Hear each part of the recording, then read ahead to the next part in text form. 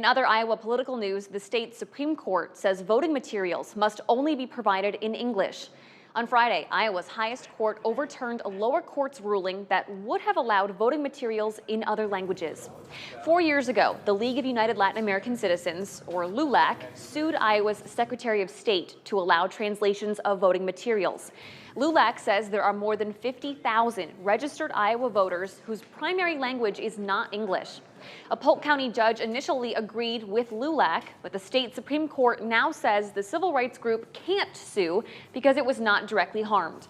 LULAC says it plans to challenge the ruling.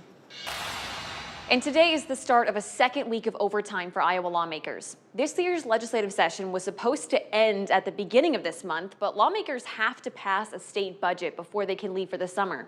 Late last week, it looked like that end could be in sight, but 12 Republican senators are refusing to vote for any budget bills until a vote on eminent domain happens. So joining us now to break this all down is Dana Searles of our sister station in Des Moines.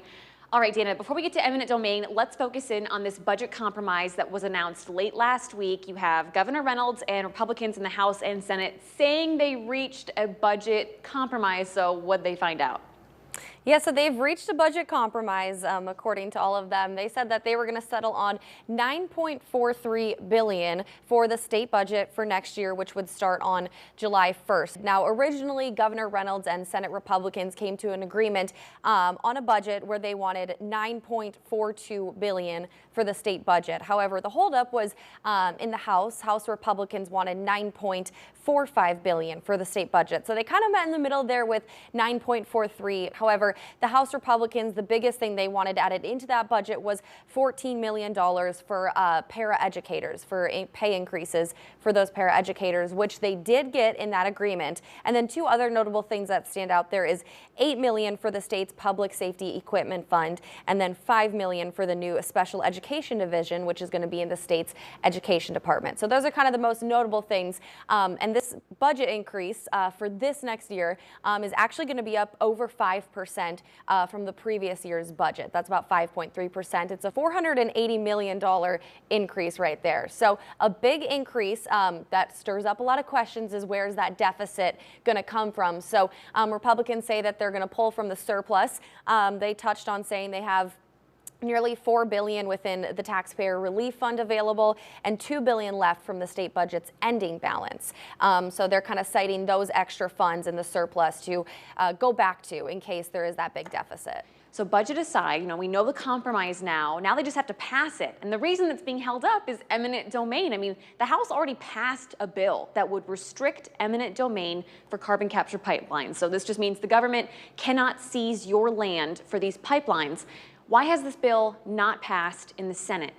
So every year we've seen these eminent domain carbon pipeline bills kind of be brought up in the session for the last couple of years now, and it always stalls in the Senate. And the biggest thing that is most notable this year is there are 12 Senate Republicans who are saying they will not vote to pass these budget bills unless eminent domain is at least debated on the Senate floor. So they're kind of holding out for these bills. Now, these bills did pass the House, like you said. However, when they went to the Senate hasn't brought it up to the debate floor yet. It's actually kind of interesting to see where they're going with it, but there was an amendment added to this eminent domain bill that was passed in the House already, which brought up a lot of concerns for landowners as well as House Republicans who are really advocating for this legislation. So the bills are aimed at blocking those carbon pipelines from constructing them on private property and landowners' property. But the changes in the bill that the Senate made, it kind of broadened these restrictions to include electric power generation and transmission facilities,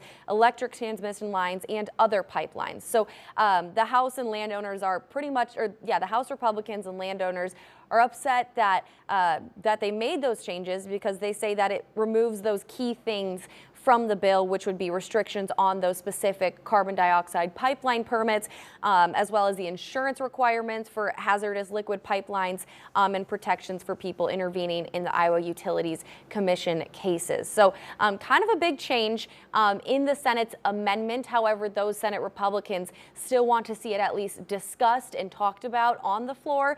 So it is stirring up a lot of controversy up there at the State House, and it's also making a big holdout for the state budget and kind of dragging out the session a little bit. Yeah, because of course, without these 12 Republican senators, you're not going to be able to pass the budget bills without them. So we'll see if the stalemate continues throughout this week or if we're back here again next Monday. Dana, as always, thank you so much for your time today.